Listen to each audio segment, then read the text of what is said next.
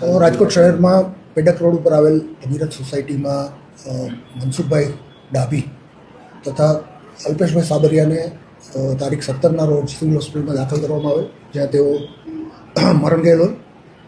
ત્યારબાદ તેમના પુત્ર વિનયભાઈ ડાભીએ તેમના પિતા તથા અલ્પેશભાઈ સાબરિયાને પાડોશમાં રહેતા જીણા ભગત ઉર્ફે જીણા વિઠ્ઠલ ગોહિલ એ દારૂમાં ભેળસેળ કરી, ઝેરી પદાર્થની ભેળસેળ કરી અને દારૂ પીવડાવી અને મૃત્યુ નિપજાવેલની જાહેરાત કરતા, જે બાબતે તેમની ફરિયાદ નોંધી આગળની તપાસ તજવીજ B division PI Jiya Chauhan તથા ડિસ્ટ્રિક્ટ પીએસઆઈ ચૌધરી વગેરેની ટીમે તપાસ તજવીજ કરતા તપાસ દરમિયાન સીસીટીવી ફૂટેજ તથા અન્ય પુરાવાથી જાણવા મળેલ કે આ જીણા ભગતે તેના માણસ અલ્પેશ સાબરિયા પાસે દારૂ મંગાવી અને દારૂમાં ઝેરી પદાર્થની ભેળસેળ કરી અને આ બંનેને પીવડાવી દીધેલો, જેના કારણે આ તેઓનું મૃત્યુ નિપજેલ હોવાનું તપાસમાં ખુલવા પામેલ હતું.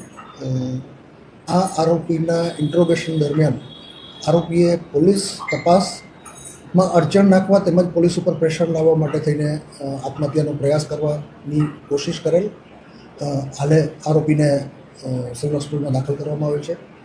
આ બાબતે વિશેષ પુરાવા મેળવવા તપાસ તજવીજ પીઆઈ ચૌહાણ કરી રહ્યા છે.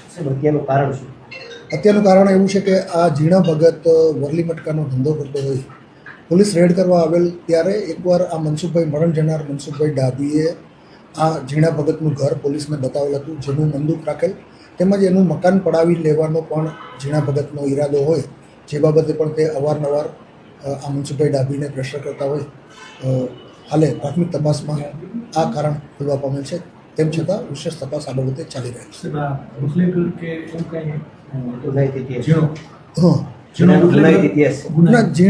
જીણા ભગત વરલી મટકાનો ધંધો કરતો હોવાનું જાણવા મળેલ છે. તેના વિરુદ્ધ પોલીસ સ્ટેશનમાં ગુનાઓ પણ દાખલ થયેલ છે. એ સિવાય બીજું કોઈ એનો કોઈ ગુનાહિત ઇતિહાસ હાલ પૂરતો જણાઈ રહ્યો નથી. એ બાબતે દેશી દારૂના જેટલા ત્યાં વેચાણ કરે છે તે તમામ ઉપર રેડો કરવામાં આવી રહેલ છે. અવારનવાર રેડો કરવામાં આવી રહેલ છે. તેમજ આ બાબતે ક્યાંથી આવેલ તે બાબતે પણ વિશેષ તપાસ ચાલુ છે.